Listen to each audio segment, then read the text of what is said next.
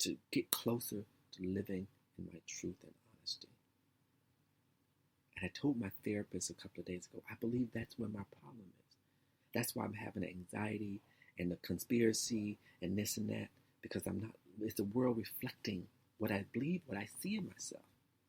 And I believe that I'm unworthy and I'm not attractive enough and I'm not this and I'm not that and no one's going to love me. So all my drama and all this anxiety and paranoia, it's all stemmed from that. Because I do believe the universe is trying to tell me, no, no. Change how you see yourself. And the universe will change the reflection of how you see yourself.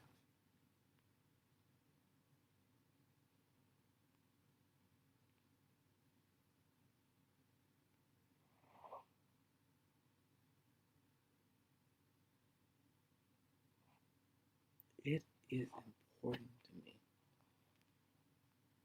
that I understand the process and I let them, and that was great. My sponsor brother, I'm going to talk about this guy because he's been really, in a sense, not just him, but my sponsor and all that. But we do a lot of communicating. And sometimes I feel like I'm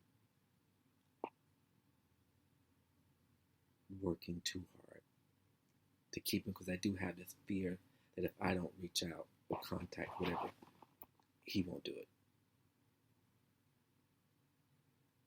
And that's where I have to go into expectations. And that's a great thing for me to work through because it's like, it's all right. There are going to be some friendships that somebody always does more. Even in a relationship, there's always some, and it's like, it's all right. That's all right. So don't put an attachment on it. Don't put a label on it. And don't put I'm doing, no, just do the process. And it's all right.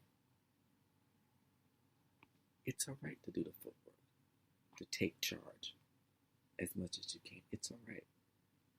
It's fine. Especially if the friendship is worth it and you see value and you see that it is going to help you to grow and glow. That's my thing. Grow and glow. You want people around you that's going to help you grow and glow. When you're looking for a partner and you get past the looks, or is he dark enough, or this and that, or is he thick enough, or pretty enough, or skinny, or whatever, you want to make sure that that person is going to help you grow and glow. But if you're living in infatuations and living in your ideal, or living in this is the type of man I'm, and all that stuff, that means you're going to overlook. You're going to convince yourself that this person, this guy or this girl is going to help you glow, grow, and glow. And it may take you a couple of years before you realize, oh my God, they dimmed my light. Because you wasn't willing to live in honesty and truth. Or you overlooked someone because they didn't fit the mold, or they didn't look like what you wanted, or they wasn't dark, whatever. And God was telling you, this is where you go. And that's not what I'm into. No. And then you go to the path that brings more suffering. That it takes you back to living in truth and honesty. Living in truth and honesty. That's hard. That is so fucking hard. Because every time I find myself thinking about him or thinking about this person or worried about this, I have to go back to what's going on. And for me, fear is always the through line. And this whole week, every message I've been getting from my network and from him and this, fear has been part of the message. And I, like I said, I take everything as a sign.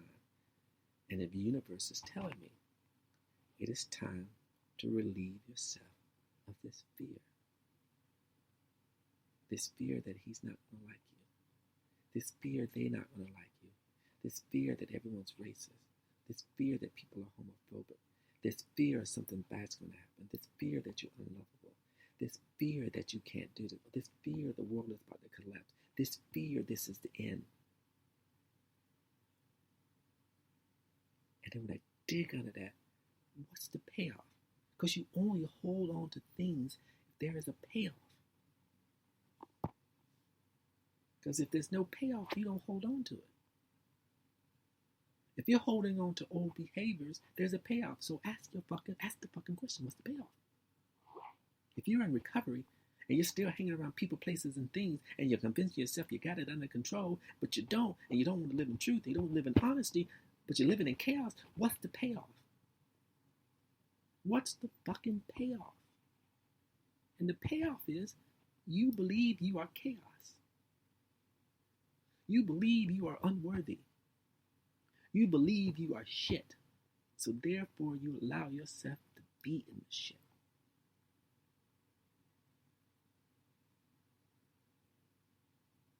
If you're traveling parks and sucking dicks in the bathroom and stealing or conning people or being dishonest, not being truthful to yourself or being your friends, it's because you believe you are trash. And you're going to create incidents and experiences that confirm you are trash. Because no one wants to live in truth and honesty. And it's hard. I'm at this point where I'm asking all kinds of questions and I'm doing everything I need to do. I'm doing my step work. I have 2 therapists. I'm meditating. I'm working out like a madman, like a rabbit. I'm getting enough sleep because I know if I don't eat right and I'm not sleeping, I'm losing. That's 50% of the battle. I know when I'm eating healthy and I'm getting 8 hours of sleep, I'm ready to be in the light. And I'm more likely to be conscious enough to live in my truth and honesty and not bullshit myself. And not bullshit myself. So I am on a mission to remind myself that I am lovable. I am fine as hell. I am charming. I am witty. I am thoughtful. I am caring. I'm loyal.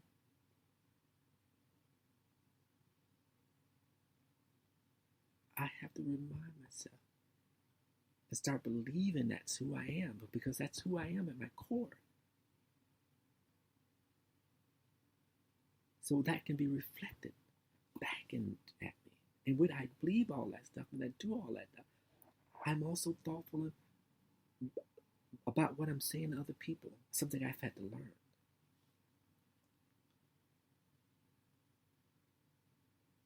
I don't gossip about people.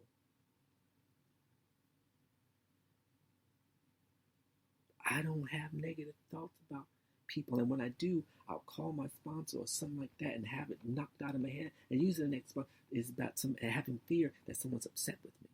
Or I've done something. That's how I work.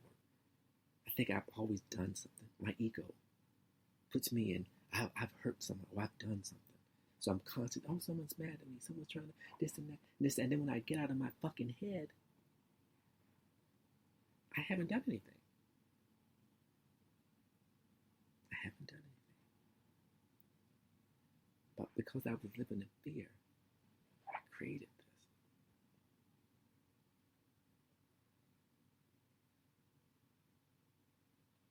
So I've made, some decisions that I'm going to be the best friend that I can and a better listener. And I practice what because I said, and because I know this all comes with practice. I'm someone who tells my friends and people that I appreciate them. I do. Send them a text. I started doing that a while ago. Letting friends know I love them. I love you. Thank you. I'm grateful. Even when I was going through my dark moments. And I believe those were the moments of gratitude and being positive for others. Because it's easy for me to be positive and supportive for others. And I couldn't be that for myself. Now, I'm learning to be that for myself. And as for me having feelings for this guy, I have to remember that's all right. I had no control. I didn't. It kind of came out of the blue. So I'm working through that. But what I'm not going to do is play the victim. What I'm not going to do is tell myself, because we're not together. Not how I have to make sure I phrase this, because it makes it seem like I want us to be together now. No, there's a lot of work that I have to do.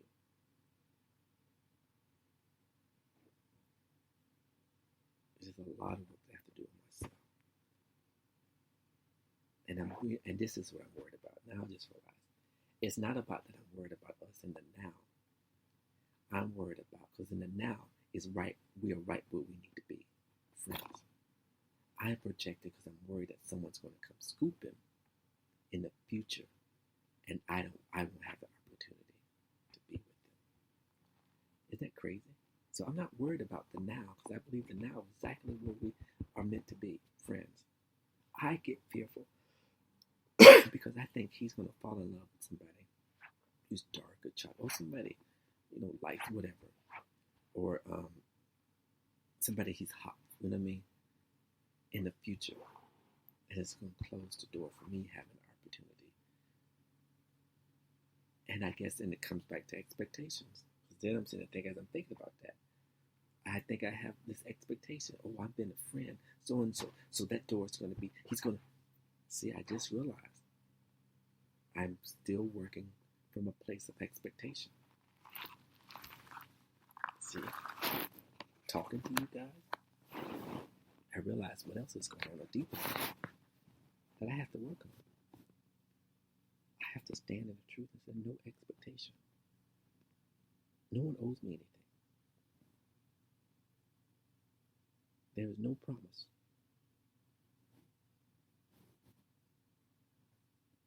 But I also have to understand that I'm no longer going to play the victim to my madness.